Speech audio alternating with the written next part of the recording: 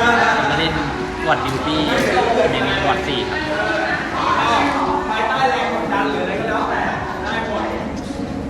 เฮ้ยโบ๊ทเปลี่ยนรูป14 14เหรอ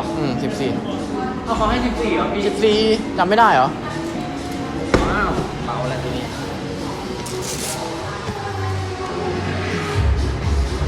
14 ปอนด์นะโลยังไม่ได้เปิด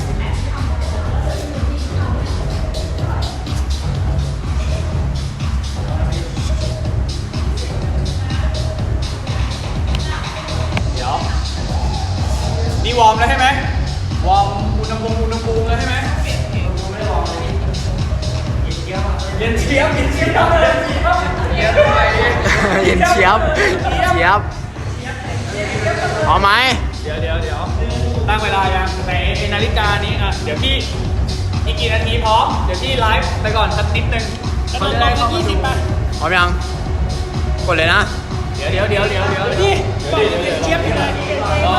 ก่อนเพลงยังไงเนี่ยคุณป้าเขาเปิดเพลงให้เขาเป็นคนไม่ต้องเปิดเพลงเขียวแดงให้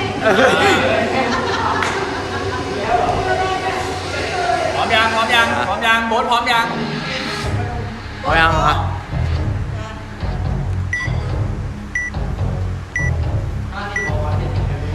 ่ะเดี๋ยวช่วยนะ5 4 3 2 1ไปตัวนิ่งๆทางเลยป้า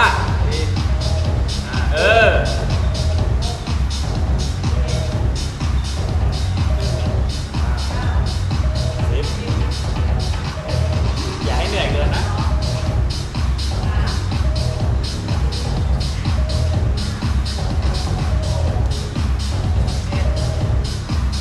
โบกเห็นไว้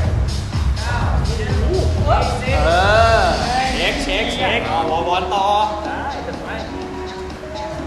โอ้ปิ้วอ่ะ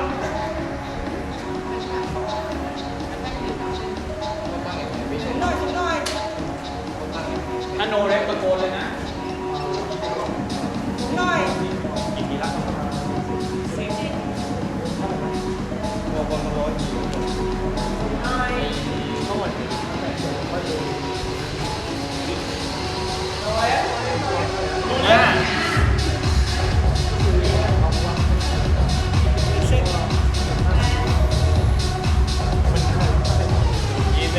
หายใจไม่เล่นไ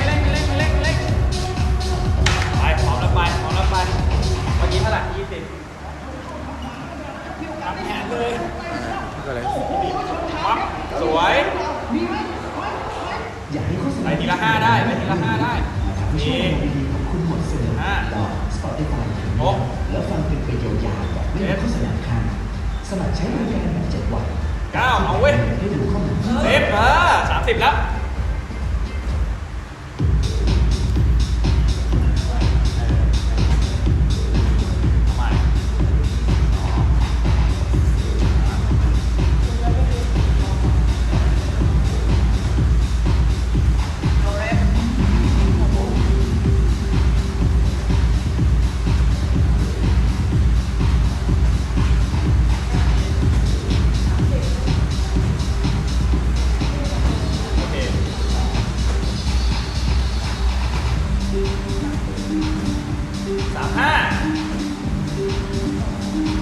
โยนที่สูง8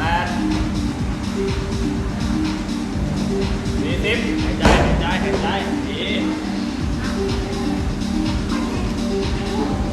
กูอัพไปแล้ว30เหลือ20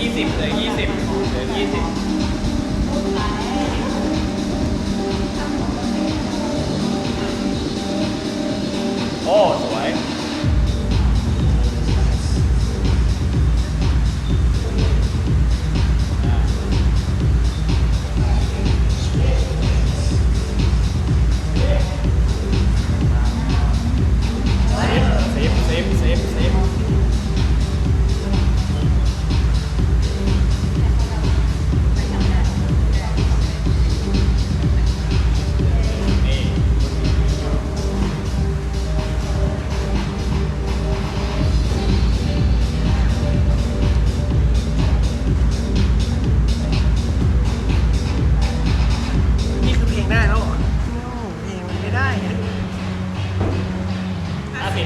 50ไ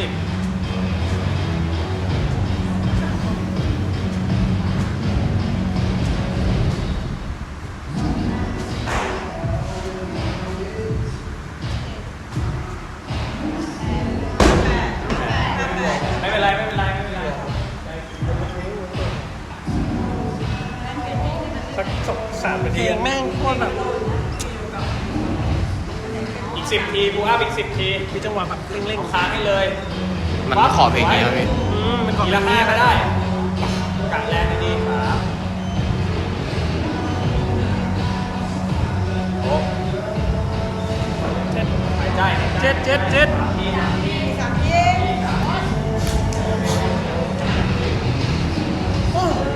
สวยทีเดียว58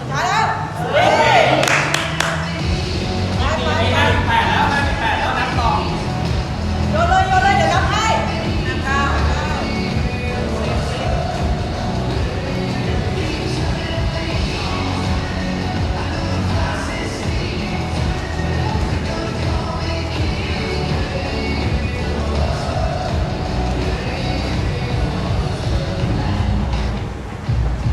เยี่ยม70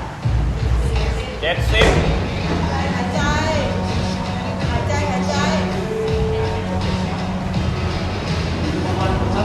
30อีก30ไปทีละ10ก็ได้ไปโค้ดไปทีละ10เวลาดีจัดเวลาดีกว่าพี่ปาล์มอีกนี่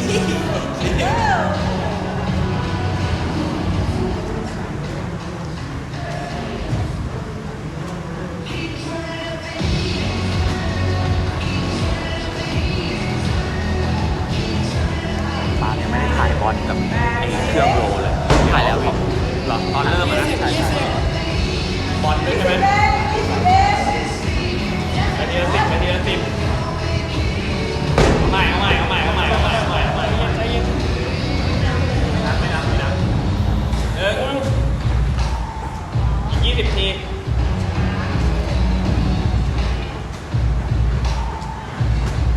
ต้องไปถ่ายโทษนับให้แวนเลยนะซัดแวนไป120 นาทีอีก10สุดท้าย10 สุดท้าย10 ทีไปสุดท้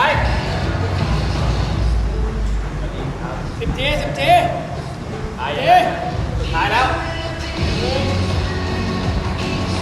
สวยถูกอีกหน่อย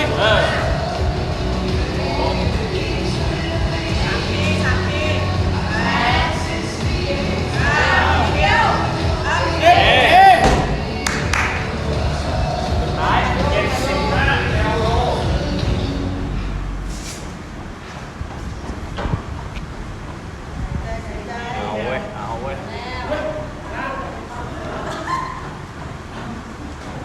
บอร์ 10ใช่ไหมปรับเบอร์ด้านข้างไม่ดีไหม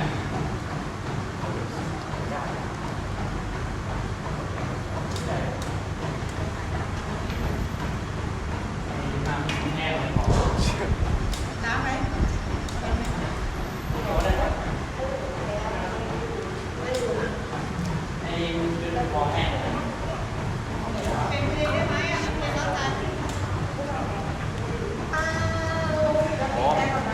ไปเลยค่อยๆลงไป ปิดแอร์รถปิดแอร์ก่อนได้ไหมน้องบอกว่ามันแห้งไป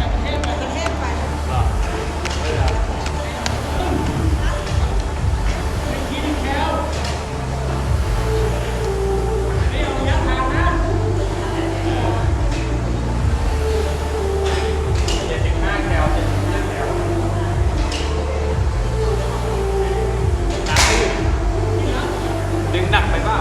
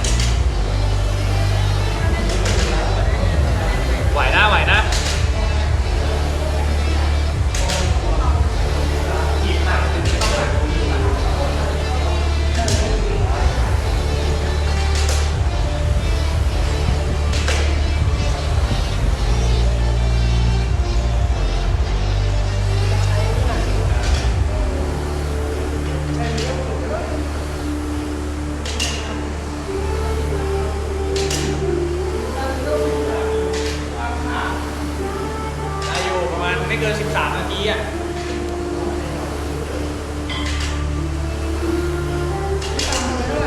มาทำอะไรกันว่าเฮ้ยโบ๊ทต้องเอา13จุดเท่าไหร่13.51โบ๊ทเสร็จก่อนโบ๊ทเสร็จก่อนแคป20ป่ะแคป20ก็เฟสน่าจะได้